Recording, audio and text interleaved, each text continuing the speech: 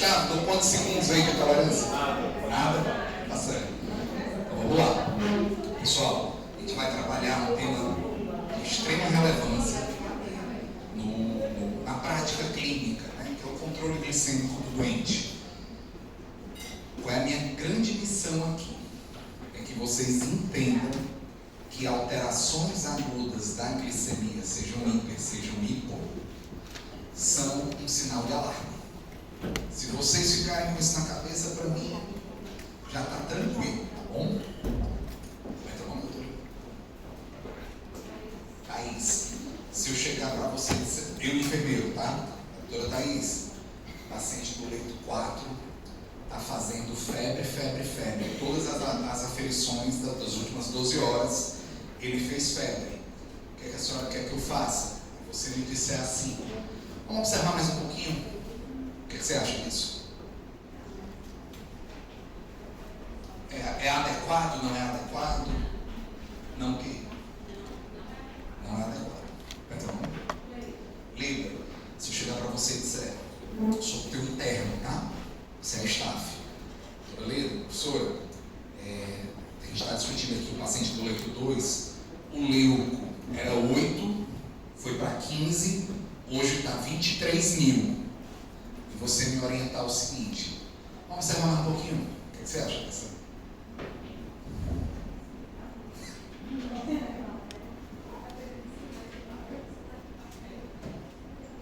Perfeito.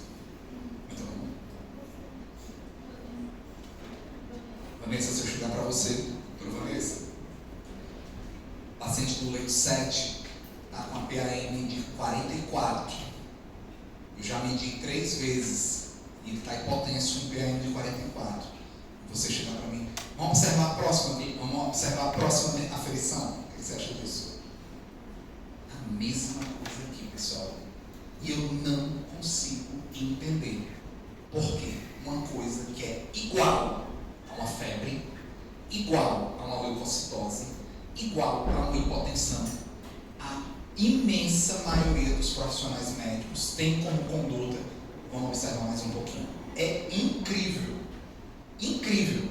O paciente está te dizendo, ele está te dizendo há horas que o negócio vai complicar e você observa mais um pouquinho. Vamos ver a próxima. Espera aí um pouquinho, não mexa agora não, vamos ver a próxima. Então, a grande missão aqui é a gente saber quando e como intervir diante de uma alteração aguda da glicemia do meu paciente. Você entendeu isso? Não. Vamos lá. O que é que a gente vai discutir? Cetacitose diabética, estado perosmolar no cetose, hipoglicemia, que é bronca pequena, tá bom? E o controle glicêmico do doente crítico propriamente dito. Se ele teve mudança, a gente vai discutir um pouquinho. Vamos chamar o camarada ali, né? Bora. Cetacidose. Cetacidose, pessoal, é um negócio assim interessante, tá? Primeiramente, é relativamente comum, em torno de 10% das internações por conta de descompensação de diabético, porém, pelo perfil do paciente que vai desenvolver cetacidose, quem é esse perfil? É a mocinha jovem, primo descompensação, tá bom? Ela não sabia que tinha, tá? Mortalidade não é tão alta, mortalidade em torno de 5%. Já o estado perosmolar é o contrário, é pouco comum, porém, em decorrência do perfil do paciente que desenvolve estado perosmolar, quem é esse perfil? Vozinho com AVC entubado que não tem acesso à água, tá? Então, o perfil do paciente incorre em uma maior mortalidade. Deixa eu chamar o outro. Tudo bem, mestre? Obrigado. Pode chamar ele de novo, por favor, está tendo mau contato aqui, viu? Tranquilo, então, o estado hiperosmolar morre mais por conta do perfil do paciente que desenvolve o estado hiperosmolar. Tranquilo? E disparado. Hipoglicemia é a principal emergência relacionada a diabetes nos pronto atendimentos. Tá? Muito bem. Para tudo que está fazendo, que eu só quero que vocês entendam isso na vida. Acabou isso aqui, está resolvido. Atenção. Tecido adiposo tecido adiposo, figueiredo, musculatura estriada da gente, músculo. Tranquilo até aqui? Tecido adiposo, figueiredo, tecido muscular. Pessoal, diante de qualquer situação de estresse, trauma, infecção, pancreatite, qualquer coisa, é uma reação natural do nosso organismo, o aumento dos chamados hormônios do estresse, ou hormônios contra-insulínicos. É natural. Quem são esses hormônios? Tem que saber que é em prova. Cortisol, glucagon, GH, de catecolaminas de uma forma geral. Até aqui alguma dúvida? Só deixa eu passar se entender, tá bom? Essa reação no nosso organismo vai ter 3 consequências. Primeira delas, a mais tradicional. No meu fígado, eu vou lisar o estoque de glicogênio hepático, é a chamada glicogenólise, e vou liberar açúcar na minha corrente sanguínea. Tranquilo. Beleza? Beleza? No meu tecido muscular, eu vou mobilizar músculo, aminoácidos, vou liberar aminoácidos que vão entrar na minha via da glicogenólise e também produzir açúcar. Como é o nome dessa via de produção energética através da degradação muscular? Ciclo de Cori. O professor está tendo mau contato lá, viu? Deu para entender? Ciclo de Cori, tá certo? Aqui já não é uma coisa boa, porque o meu paciente está perdendo massa magra. Não é do meu interesse isso aí. Tranquilo? Até aqui a lua. Porém, uma terceira reação poderá ocorrer. Mas essa reação da lipólise, ela só vai ocorrer em situação de ausência absoluta de insulina. Deu para entender? O que é que eu vou fazer? Eu vou, no meu tecido adiposo, fazer lipólise, liberar glicerol, que também entra na via da glicogenólise e produz hiperglicemia, e uma outra via metabólica vai liberar ácidos graxos livres. Aí que é o meu problema. Quando, em situações de insulinopenia absoluta, eu entro na minha via da lipólise, invariavelmente eu tenho como produto final da minha degradação a produção de cetoácidos.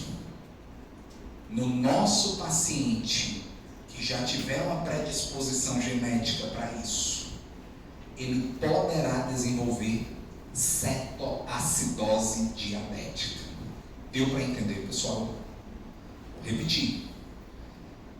Qualquer fator precipitante, qualquer situação de estresse vai gerar como resposta fisiológica, todos nós temos isso, o aumento dos hormônios contra-insulínicos. Quem são eles? GH, cortisol, catecolaminas e glucagon. 3 sítios de ações esses hormônios vão trabalhar. Fígado, glicogenólise, tradicional. Mobilizar os estoques hepáticos de glicogênio. Obrigado, meu amigo. Tecido muscular, proteólise, através do ciclo de Cori, eu libero açúcar. Problema, eu perco massa magra.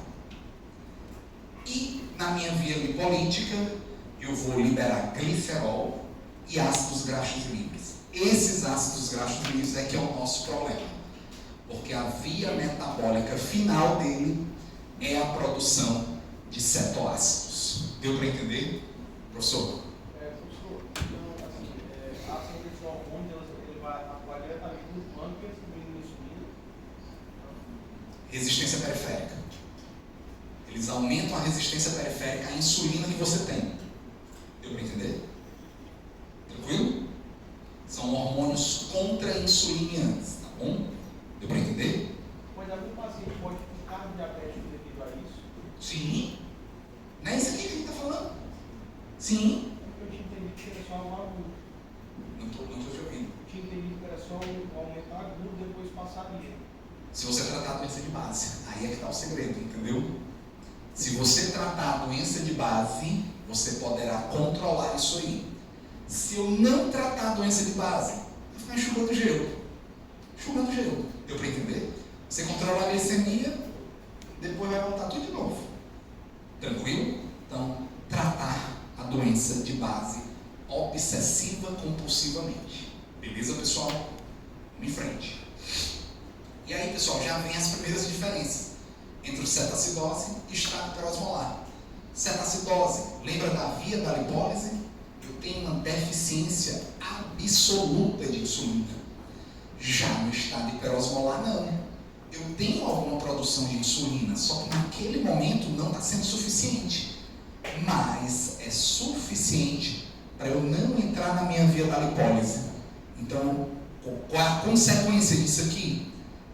Cetonúria positiva, cetonúria negativa.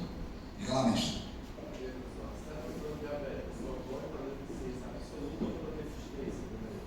O seu organismo não interessa, tá?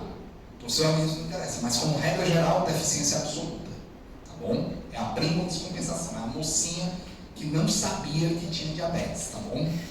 Então, repassando, deficiência absoluta, glicogenólise e gliconeogênese, os dois têm isso, que é a via hepática, tá bom? Lembra do fígado aqui no meio? Aqui, os dois vão ter diurese osmóticas, mas na via da cetacidose, obrigatoriamente, eu tive antes lipólise para a produção de cetoácidos. Já no estado hiperosmolar, não. Não tenho esse problema de cetoacidose. Na verdade, cetonúria e cetonemia são negativas. Que eu doso isso aí, tá bom? Muito bem. Critérios diagnósticos para cetacidose. Primeiro, hiperglicemia. Por definição, a glicemia até moderada, em torno de 250. Segundo, acidose metabólica, tá certo?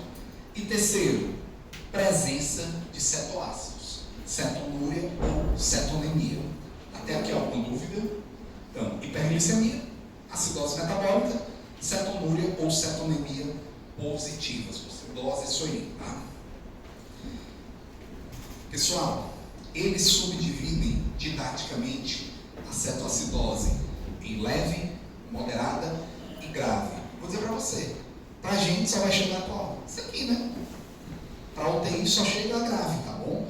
Então, tem algumas características clínicas que nos chamam a atenção na cetoacidose grave. Primeiro, uma acidose metabólica importante. Muito comum a gente pegar um pH 6.8, 6.9. Pegada, corre aqui, senão vai morrer. Tá bom? Outra coisa, pessoal, nível de consciência. Muito comum pela acidose gravíssima que essa paciente se apresenta. Ela está mais sonolenta, mais relaxada, tá bom? Então, o que a gente pega normalmente é essa coluna aqui. Acidose metabólica grave, nível de consciência alterado, tá bom? Importantíssimo buscar o fator estressante. Lembra aquela primeira coisa? Fator precipitante, fator estressante. Pessoal, é base do tratamento. Ninguém acorda assim. Eu tô doido para ter uma cetacidose hoje. Eu gosto sempre de contar a história de uma mocinha. Se eu contei para vocês. Ela morava na periferia, 18 anos. Ela noivou. Foi noivar, foi comemorar o noivado com o cônjuge, né? Numa pizzaria. Ela comeu 2 pizzas. Ela, o noivo, eita menino, isso aqui é ser esticado, né? Foi de noite, 2 pizzas. Descrição dele, né? Se é prontinho aí é outra conversa. De noite, dor abdominal, náuseas e vômitos. Eles atribuíram a refeição copiosa, foram na UPA. O que é que fizeram na UPA? Sintomático, buscopan composto. Teve uma melhora transitória, foi para casa. Poucas horas, do abdominal, náuseas e vômitos. Do abdominal, náuseas e vômitos. Na terceira, ela retorna rebaixado o nível de consciência. Rebaixado o nível de consciência. Pessoal, pH 6.9. Ureia estourada, insuficiência renal pré-renal, muito desidratada, a gente vai falar isso aí. Morreu? Morreu porque ninguém fez uma glicemia capilar no atendimento inicial, tratou como um sintomático do abdominal, náuseas e vômitos. Se alguém tivesse feito uma glicemia capilar, teria flagrado uma hiperglicemia. E era para juntar o tic-teco do abdominal, náuseas e vômitos. Hiperglicemia pode ser uma cetacidose diabética, tá bom, pessoal? Não comam bola. Se tivessem aferido os sinais vitais, tudo direitinho, iam flagrar. Mas, aquela coisa, né? Volume, desatenção, vários fatores, tá? E ela não sabia. Por que eu estou dizendo isso? É extremamente comum. Primo descompensação, cadê ele? Está aqui. Tá certo? Então, na cetacidose diabética, você tem que saber se o paciente, na história, na HDA, né, tratava, tinha acompanhamento. Não, primo descompensação, super comum. Mas eu vou dizer para vocês que disparado no nosso meio, eu gosto sempre de dizer assim, primeira, segunda e terceira causa de descompensação na cetacidose: infecção, infecção e infecção. E aí temos problema. Quando essa infecção é aquele paciente com febre, tosse produtiva e um raio-x alterado, filé, né? Deve ser uma pneumonia que descompensou aí, tranquilo. Não é o que acontece. Quem é esse paciente? É uma mocinha. É uma mocinha que tem uma ITU, infecção do trato urinário, mas não tem febre, não tem ardúria, não tem disúria por conta da neuropatia do diabético, tá bom? No canal uretral dela. Então você tem que ter esse feeling de buscar proativamente. Cadê o sítio da infecção dessa menina? Cadê o sítio da infecção dessa menina? Deu para entender? É aquele paciente que você revirar, examinar, boca, abscesso, entendeu? Alguma coisa. Buscar obsessivo-compulsivamente onde está o sítio de infecção dessa jovem. Lembrar sempre, pulmão, né? Claro. TGI, às vezes é um abscesso hepático, às vezes é um apendicite, entendeu? Diverticulite da vida, um abdômen inflamatório, pancreatite. E às vezes, muitas vezes, é uma infecção assintomática do trato urinário. Tranquilo? É uma bacteriúria assintomática. Alguma dúvida até aqui, meus amigos? Buscar obsessiva compulsivamente. Má adesão. Temos? Sim, senhor. Infelizmente. O paciente ainda está na fase da negação da doença, entendeu? Não quer tomar insulina e por aí vai. Temos muito. Mas disparado, as três primeiras são essas: infecção, má adesão, eu não sabia. Outras condições clínicas poderão aumentar de uma forma absurda ou a sua resistência periférica à insulina ou cair a sua produção de insulina. Pancreatite é o mais clássico, tá bom? E você poderá desenvolver uma cetacidose a partir da sua doença de base. Tranquilo até aqui? Mas o fato, buscar a causa de base e tratar, senão vai estar enxugando o gelo. Bom, como eu falei para vocês, as principais características, né? Paciente jovem, evolução muito rápida, hálito cetônico e respiração de Kussmaul é bem clássico. São respirações profundas que o paciente tenta hiperventilar. Para quê, pessoal? Para que ela faz isso?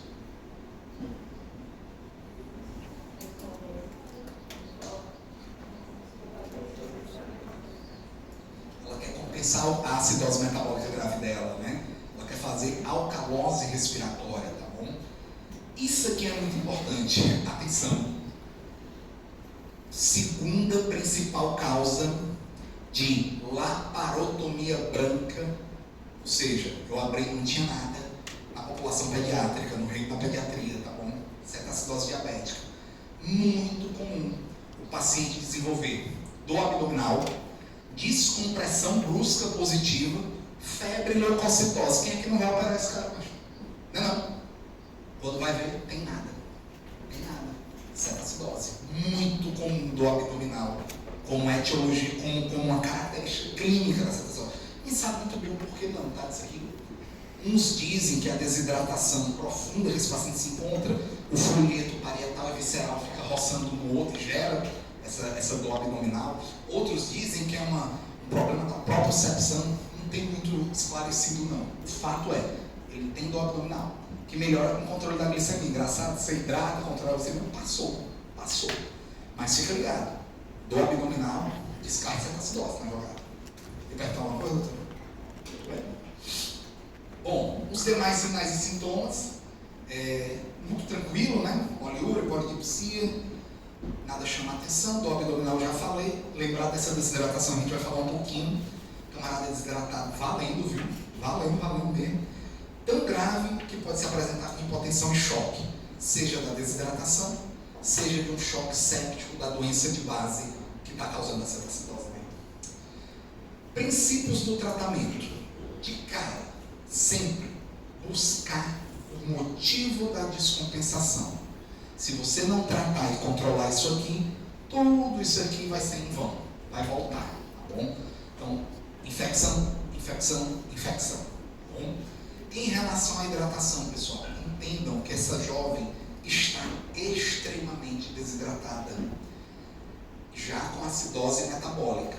Então, a nossa preferência por hidratação é com ringer lactato, para minimizar o risco de acidose metabólica hiperclorêmica do soro fisiológico, tá bom? Então, evitar soro fisiológico, tá certo? Estou falando aqui de grandes volumes, 2, 3, 4, 5, 6 litros, tá bom? Não é incomum você ter que hidratar até 6 litros de cara aquela paciente, tá? Como esse perfil é a mocinha jovem, o coração dela aguenta, tem uma boa contratilidade ventricular. Quando eu pego isso aqui e levo para o vozinho do estado hiperosmolar, aí é um problema, eu posso precipitar um edema agudo pulmonar. Deu para entender? Então tem que ter muita parcimônia quando eu chego no outro extremo, no vozinho. Mas aqui não, vai tranquilo que ela aguenta, o coração aguenta, tá bom? Uma coisa importante, sempre que você controlar a glicemia do seu paciente, você vai mudar a sua hidratação para glicosado. Que é isso, professor? Está ficando doido? Eu estou tratando uma hiperglicemia que desencadeou uma cetoacidose. Você vai dar soro glicosado quando eu chegar num nível razoável de glicemia? Sim, pessoal. Porque o seu organismo, ele precisa entender: eu tenho glicose, eu tenho insulina, eu não preciso mais fazer lipólise. Deu para entender? Enquanto não chegar essa informação para o seu organismo, lipólise truando, tá bom? Então, o seu organismo tem que entender: opa, não preciso mais usar essa via da lipólise. Eu já tenho disponível glicose, que eu estou dando, e já tenho disponível insulina, que eu também estou dando, vou já falar. Deu para entender até aqui, pessoal? Vamos lá. Pessoal, controlar. Vamos falar o que é normalizar depois, tá? Mudou, tá bom? Pessoal, insulinização. Primeiro, tenho que usar uma insulina de ação rápida. Posso prescrever uma insulina que só vai agir daqui a 12 horas. Não vai resolver o meu problema. Então, insulina regular. Tranquilo até aqui? Como eu vou administrar? Subcutâneo ou endovenoso? Endovenoso.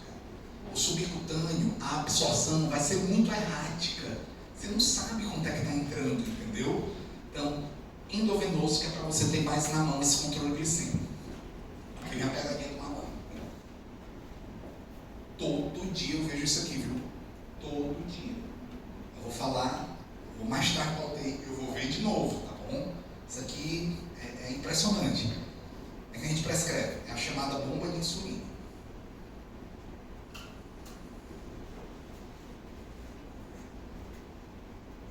Eu vou pegar 100 unidades de insulina regular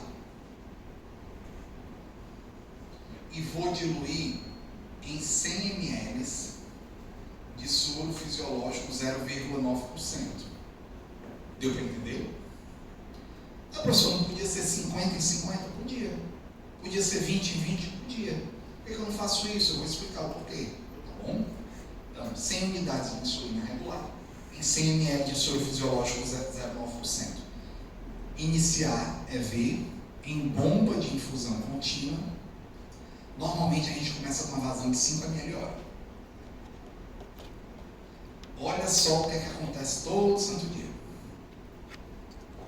Aqui é a sua solução de bomba de insulina, tá bom? Aqui é o equipo, que é o extensorzinho que vai para a veia do paciente, tá bom? E está aqui meu paciente, que eu sou péssimo de desenho, mas vai dar para entender, tá bom? Pessoal, o diabo dessa solução tem uma característica físico-química. Ela é grudenta. Ela gruda dentro do equipo. Aí eu peguei meu paciente aqui. Glicemia inicial, 400 miligramas por decilitro. Iniciei minha bomba de insulina, tá bom? 5 ml hora. Aí eu fico medindo de hora em hora a glicemia, ou de 30 em 30 minutos, tá? Daqui a 1 hora, eu medi de novo. Pessoal, a insulina veio aqui, grudou. Entrou quanto no paciente? Entrou quanto? Nada. Não entrou nada. Aí eu medi daqui a 1 hora. Quanto é que está de novo? 400. Aí pelo protocolo ele diz, dobre a vazão. Aí você. 10 ml hora. Aí passou por aqui, grudou. Daqui a 1 hora entrou quanto no paciente? Nada. Meço novamente a glicemia capilar. 400. Dobrei para 20. Grudou, entrou nada. Meço de novo. 400. Dobrei para 40. Aí nessa hora aqui, isso é muito comum. Tá tudo grudado, né? Já. Aí entra de uma lapada 40 ml hora da insulinização. O que é que acontece com o meu paciente? Hipoglicemia, pessoal, é todo dia. Todo dia a gente vê isso aqui, tá bom? Então, como é que eu faço para minimizar esse risco? Eu diluo 100 em 100 e boto na prescrição. Desprezar os 20 ml iniciais pelo sistema. Eu jogo fora, tá certo? E aí, quando eu jogo fora pelo sistema, eu já garanto que eu grudei, eu preenchi todo o equipo. Deu para entender? Outra opção é você abrir e ficar segurando lá, tá certo? Mas eu prefiro desprezar, que é mais rápido. Então você coloca desprezar os 20 ml iniciais pelo equipo. Ok? Está na prescrição isso aí. Elas já sabem, viu? De tanto que acontece, ela acaba que elas já sabem. Pessoal, problema grave que eu tenho aqui, que eu vou falar agora. Alguma dúvida em relação à insulina? Temos um problema. A minha meta é igual à crise hipertensiva. Redução de 25% na primeira hora. Deu para entender? Redução do valor. Quando eu atinjo em torno de 250, 200, ou mais precisamente, mais atualmente, 180, quando é que eu vou desligar essa bomba? Porque ela vai ficar a vida toda com essa bomba. Deu para entender? Uma hora eu tenho que desligar. E aí o que é que o pessoal faz? Atingiu a meta, prescreve a insulina de longa ação e desliga a bomba de insulina. Outro erro. Essa insulina de longa ação, em média, ela demora 90 minutos para começar a agir. Se você desligou a bomba de insulina aqui, nesse mesmo tempo, o paciente vai passar 1h30 sem insulina. Quer que o organismo dele entende? Opa, preciso fazer lipólise. Volta tudo de novo. Lipólise, ácidos graxos livres, cetoácidos, cetonúria, cetonemia, acidose metabólica. Impressionante. Então, o que é que eu tenho que fazer, pessoal? Atingir a meta de glicemia, eu reduzo a minha bomba de insulina para uma vazão, nem que seja 1 ml hora, e prescrevo a minha insulina de longa ação. Mas esse 1 ml, o meu organismo vai saber, opa, tem insulina aqui na parada. Não preciso fazer lipólise. Beleza? Quando passou 1h30, aí você pode desligar. Tranquilo? Porque a NPH já assumiu o controle. Fechou? Muito bem, cuidado com esses detalhes, tá bom? No dia a dia de você, tá? Posso ir em frente, pessoal? Possivelmente você não vai parar. Foi a prima descompensação, né? Você vai parar quando controlar a doença de base, que foi o fator desencadeante, tá bom? Bom, potássio. Por exemplo, botei essa questão na prova, viu? Qual foi? Acho que foi essa aqui. Como é teu nome? Kailine. Como é que eu trato uma hipercalemia? Primeira coisa que eu faço. Sabe? Garanto. Primeira coisa. Olha isso aqui, pessoal. Eletro. Tá bom? Eu faço um eletro, tá certo? E eu quero buscar alterações compatíveis com hipercalemia, que são as ondas T simétricas e apiculadas. Tranquilo até aqui? Primeira coisa, eletro. Segunda coisa, o que é que eu faço? Oi? Boa. Diurético. Vou esfoliar potássio do meu organismo. O que mais que eu faço?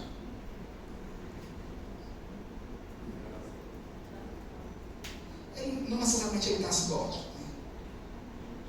Estou falando de hipercalemia. Não estou falando da cetacidose, tranquilo? Bora, negão. Eu vou matar vocês. Vocês não sabem tratar uma hipercalemia. Vou matar vocês. Ó, primeira coisa, eletro. Se tiver alteração de repolarização, onda T simétrica apiculada, esse cara, continuar assim, ele vai parar. Né? Vai parar em AS, que é atividade elétrica sem pulso. Então você tem que fazer uma estabilização da membrana miocárdica, gluconato de cálcio, tá bom? Só para evitar que ele pare agora. Se não tiver alteração, não precisa do gluconato. Terceira coisa, botar potássio para fora do organismo. Diurético, preferência, furosemida, diurético de alça, tá bom? Terceira coisa que eu vou fazer, vou botar potássio para dentro da célula, tirar do nível sérico, tá bom? O que é que eu vou fazer? Glicoinsulina e nebulização com beta-agonista, tá? Aerosol. E por último, eu vou inibir a absorção de potássio pelo meu TGI, que é o Sorcal, uma resina de troca. Atenção no que eu estou querendo dizer. Diurético, o nosso paciente está com a diurese osmótica importante, o nosso está cetacidose. Glicose, glicoinsulina, o nosso paciente está com a glicemia estourada. E eu estou dando insulina para ele. O que é que vai acontecer com o potássio do meu paciente? Oi? Despencar. O potássio do paciente em tratamento com cetoacidose e estado pré-osmolar é uma certeza. Ele vai despencar. Ele vai despencar tanto, pessoal, que ele pode passar de uma alteração de hipercalemia para hipocalemia em horas. Em horas. Então, é obrigatório eu monitorizar, pelo menos a cada 3 horas, ver quanto é que está o potássio do meu paciente. E 2, pessoal, se o meu potássio está normal, 3,5 a 4,5, né? O valor de normalidade.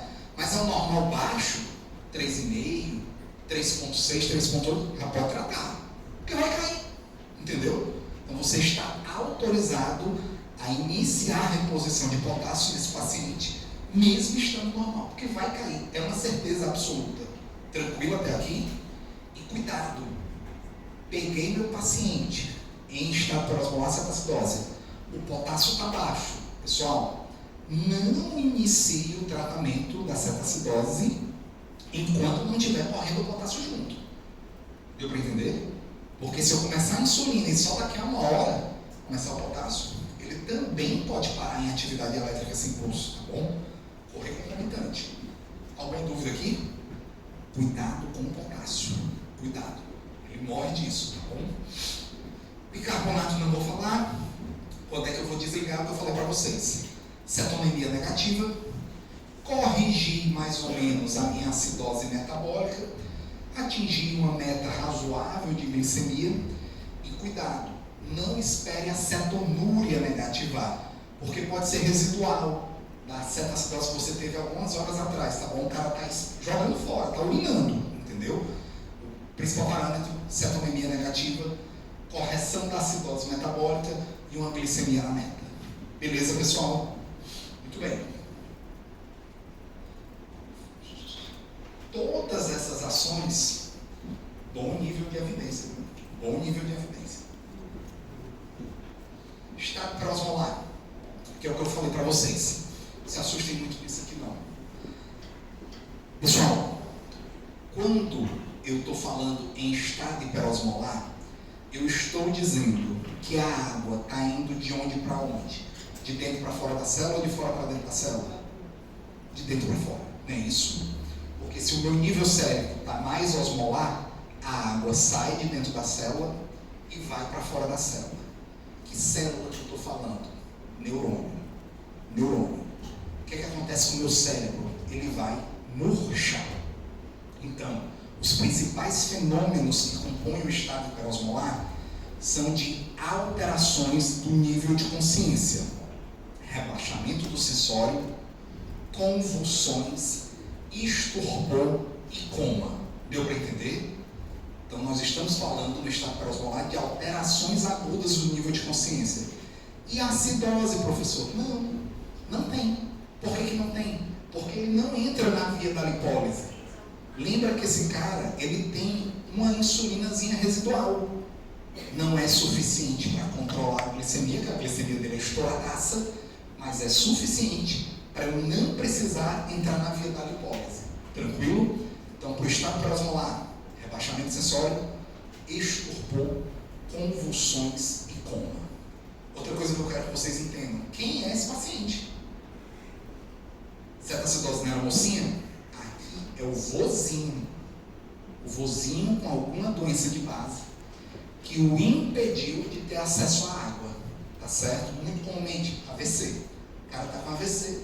Foi entubado. Você vai pedir água. Se você não der para ele, ele não vai pedir. Tá bom? Muito bem. Muito bem. Essa é a característica que eu quero que vocês entendam. No estado pré-osmolar, as glicemias são mais estouradas, é muito comum eu ver glicemia aqui de 1000, de 800, tá bom?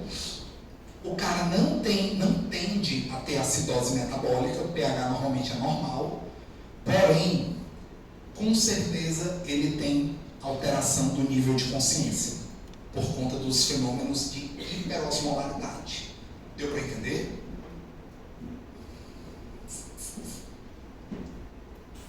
Tratamento igual, sem tirar nem pôr, ao da cetoacidose diabética. Só que eu tenho que ter alguns cuidados. Aqui no meu vozinho, eu não posso dar 6 litros de soro para o meu vozinho. Se eu der, ele vai fazer edema agudo de pulmão, vai fazer edema cerebral, tá certo? Sempre lembrar do potássio, sempre lembrar da insulina endovenosa e de iniciar soro quando você atingir uma glicemia apropriada, para você não perpetuar o seu estado hiperosmolar. Mas só cuidado, perfil de paciente, eu tenho que ir mais devagar aqui, porque o meu paciente é mais frágil, é mais idoso, ele não tolera que eu dê muito volume para ele não tolera que eu corrija um potássio muito rapidamente para ele, entendeu? E que com a mão mais leve. A cetoacidose não, pode sentar o sarrafo, tá bom? Pessoal, complicações. As complicações são mais culpa nossa, né, do que propriamente da doença, tá bom? Então, se eu pesar a mão na minha insulinoterapia, posso fazer uma hipoglicemia. Se eu não ficar atento ao potássio, posso fazer uma hipocalemia. Então, por aí vai. Se eu fizer muito volume no vozinho, posso fazer edema cerebral, edema de pulmão, hipoxemia, por aí vai. Tá? Mas é só a gente ter cuidados com particularidades do tratamento. Alguma dúvida entre cetoacidose e estado hiperosmolar? É possível, não é comum não. É possível.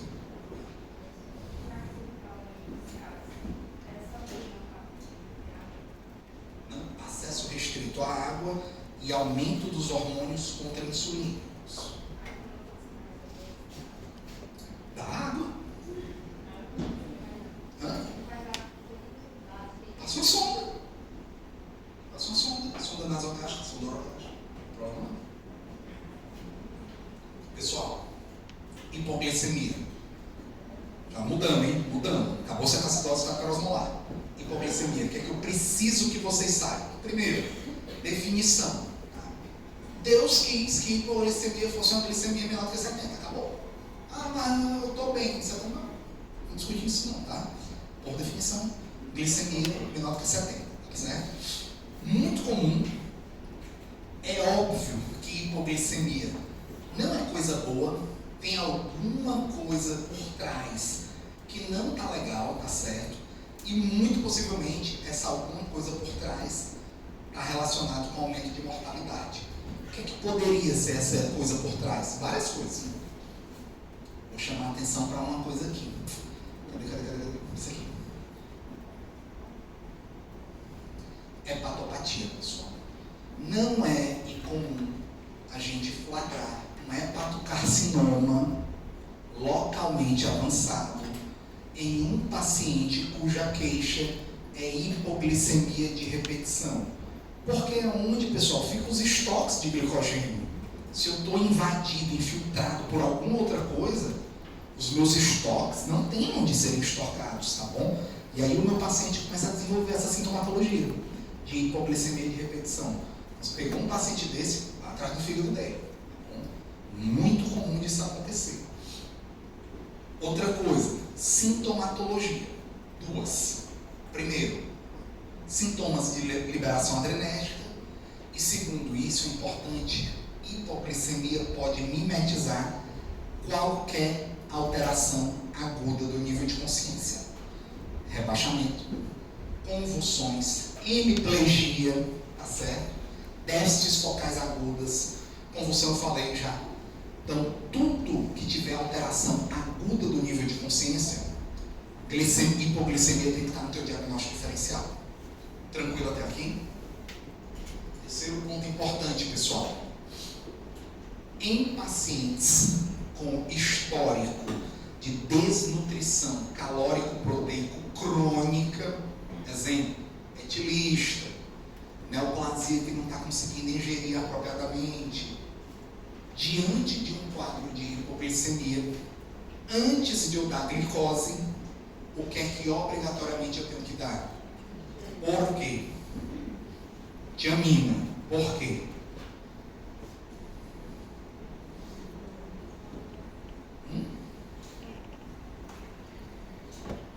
Oi? Elevado risco de precipitar uma síndrome de Wernicke-Korsakoff, tá bom? Então, cuidado. A gente fala muito do etilista, né? Muito do etilista.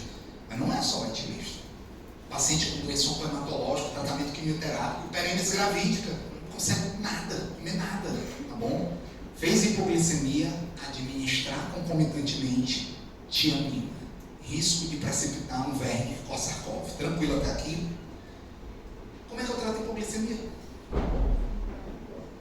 Dou açúcar.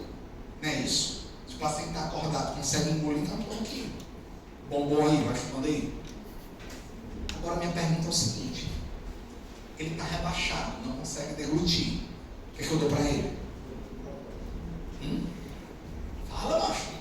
Glicose endovenosa, tá bom? Por definição, a gente dá 5 ampolas, e glicose é 50%, tá certo? Tranquilo? Mas temos um problema. Alguns pacientes, muito comum, tá? Paciente nefropata, dialítico, já por fístula, vasculopatas graves. Ele se apresenta com uma hipoglicemia, por exemplo, de 40 para você. Você está na clínica de diálise ou está no pronto atendimento, alguma coisa desse. Você não consegue o acesso do cara. Ele está rebaixado. Não consegue engolir. Você não consegue funcionar a veia desse cara. O que você vai fazer, doutora? A glicemia deu 40, tá? Oi? Injeção de glucagon subcutâneo, tá bom? Esse glucagon que você mobilizou, ele vai nos seus estoques hepáticos de glicogênio e vai fazer glicogenólise. Isso é temporário. É só o tempo de você chamar um cirurgião para dissecar uma veia do paciente, tranquilo? Mas todo carro de parada tem que ter uma ampulazinha de glucagon para essa situação. Hipoglicemia que eu não consegui funcionar a veia do paciente. Faz uma ampola de glucagon depois de seca. Tranquilo, meus amigos? Muito bem. Pronto. De hipoglicemia era o que eu queria que vocês soubessem. Muito bem, muito bem, muito bem. Para finalizar. Meu amigo. Como se fosse um paciente com rebaixamento da consciência com hipoglicemia. Ele deve ser entubado ou corrigir a glicemia? Perfeito, perfeito. Se você já tem o diagnóstico da hipoglicemia e consegue o acesso de imediato, pode corrigir a hipoglicemia primeiro e ver se ele vai aportar, tá bom? Se persistir, vai proteger a via aérea do carro, tranquilo? Pessoal, para a gente concluir, hiperglicemia no doente crítico. Como eu falei para vocês, diante de qualquer alteração aguda, né, de qualquer trauma, qualquer infecção, qualquer estresse, a gente vai aumentar muito os nossos hormônios contra-insulínicos e, consequentemente, aumentar a nossa resistência periférica à insulina. Tá? Vários estudos já mostraram para a gente que o doente que tinha uma glicemia mais elevada morria mais, de qualquer causa. Qualquer causa. Todo mundo já sabia disso, tá bom, pessoal? Só ficava a dúvida, quem é primeiro, ovo ou a galinha, né? Eles queriam saber, era a hiperglicemia que matava mais ou o paciente mais grave tinha hiperglicemia? Não se sabia muito bem isso aí, tá? E aí, essa jovem, uma mulher, sou fã, viu? Sou fã. Vandenberg, holandesa. Ela resolveu estudar essa parada aí. Tá? O que é que ela fez? Ela publicou no New England, em 2001, um artigo que na época revolucionou simplesmente a terapia intensiva mundial. É a fraca. O que é que ela fez? Ela pegou 2 grupos de pacientes. O primeiro grupo, ela manteve o controle tradicional da glicemia, tá bom? E no outro grupo, ela disse, não. Aqui o negócio vai ser mais apertado. Ninguém nesse outro grupo aqui vai fazer hiperglicemia em nenhum momento. Eu vou intervir sempre que for preciso. Rapaz, simplesmente, no grupo controle, ela reduziu o tempo de pacientes em ventilação mecânica, reduziu a necessidade de diálise, reduziu o número de infecção de corrente sanguínea, reduziu a polineuropatia e reduziu a necessidade de transfusão de hemoderivados. Meu amigo, isso aqui foi uma bomba no mundo. Todas as UTIs do mundo passaram a ter um controle glicêmico estrito entre 80 e 110. Passava de 110 já insulinizava. Deu para entender? Muito bem. E assim os anos foram se passando, até que outros estudos não estavam visualizando o que ela tinha achado. E aí começou-se a olhar qual foi a população que ela estudou, quantas UTIs ela usou, em quantos países ela estava atuando, qual é o perfil do paciente que ela estava atuando. E aí começaram a surgir algumas indagações, tá bom? E aí é onde eu passo a admirá-la. Ela mesma reconheceu isso. Rapaz, será que eu não achei aquele resultado? Porque eu estudei um país, um perfil de paciente que era pós-cirurgia de cardíaca, entendeu? Será que isso se replica mundo afora? E aí, acho que foi em 2008, 2009, ela criou um grupo internacional chamado de Nice Sugar. Eu acho engraçado que cada letra dessa é um nome aí, referente ao trabalho, entendeu? Esse Nice Sugar. E ela fez uma comparação entre o controle estrito que ela tinha proposto inicialmente e um controle mais light, entre 140 e 180. Também não podia ser o cabaré que era antes, não, acima de 200, entendeu? E aí ela foi ver o que acontecia. Pessoal, ela provou, aqui está melhor de ver, que pacientes com controle glicêmico muito rígido morriam mais. porque fazia mais hipoglicemia, óbvio, e tinha muito hiperglicemia de rebote. Era muito comum grandes oscilações no controle glicêmico desse paciente, tá bom?